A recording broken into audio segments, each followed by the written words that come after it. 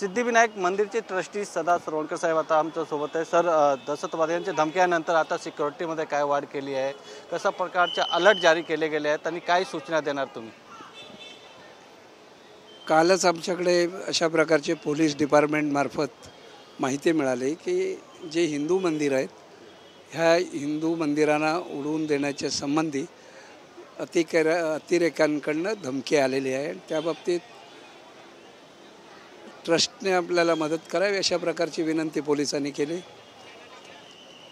खास करून पोलिसांना आवश्यक असलेली सगळं डिटेक्टर वगैरे ह्या ज्या सगळ्या गोष्टी आहेत ह्या त्यांना सगळ्या उपलब्ध करून दिल्या।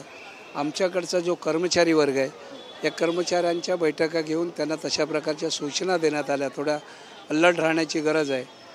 पोलिसांनी सुद्धा परिसरात पूर्ण सिद्धिविनायक मंदिराच्या परिसरात पोलीस पहारा मोठ्या प्रमाणात वाढवलेला आहे।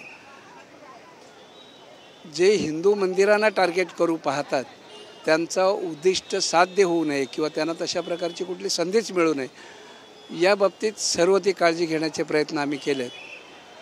मला असं वाटतं की अशा प्रकारची हिंमत भविष्यात कोणी करणार नाही, एवढी मजबूत अशी व्यवस्था ही पोलीस खात्यांमार्फत करण्यात आलेली आहे। सिद्धिविनायक ट्रस्टतर्फे तुम्ही लोकांना जे भाविक आहेत त्यांना काय संदेश देणार? सिद्धिविनायकमधल्या भक्तांना आम्ही विनंती करू की ज्या काही आपण वस्तू घेऊन येतो ह्या वस्तू आणि आपण स्वतः जे चेकपोस्ट आहेत आमचे त्या चेकपोस्टमधूनच जायला पाहिजे। आपल्या हातात असलेल्या वस्तूंची तपासणी झाली पाहिजे, त्यानंतरच आपल्याला सोडावं अशा प्रकारचा जो निर्णय न्यासाने घेतलेला आहे त्याला मदत केली पाहिजे। आणि ह्या ज्या कारवाया आहेत हिंदू विरोधी आहेत ह्या आपण हाणून पाडल्या पाहिजेत आणि त्यामुळे भक्तांनी कुठल्याही प्रकारचं न घाबरता निश्चिंतपणे दर्शन घ्यावं, मात्र ही काळजी घेणं आवश्यक आहे। विधानसभा निवडणुकीच्या पूर्वी अशा प्रकारची धमकी तुम्ही कसं बघता? मला असं वाटतं अतिरेकी आणि विधानसभा यांचा काडीमात्र संबंध नाही। वर्षानुवर्ष हे प्रकार घडत आलेले आहेत।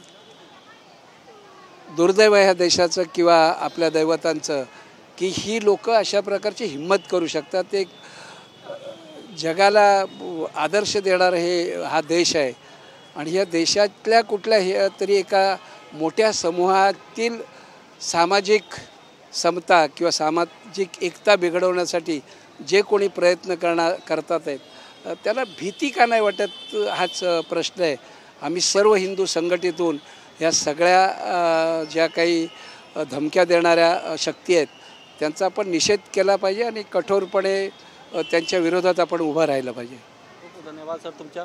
कॅमेरामॅन आदिलसह गोविंद ठाकूर, TV9 मराठी, मुंबई।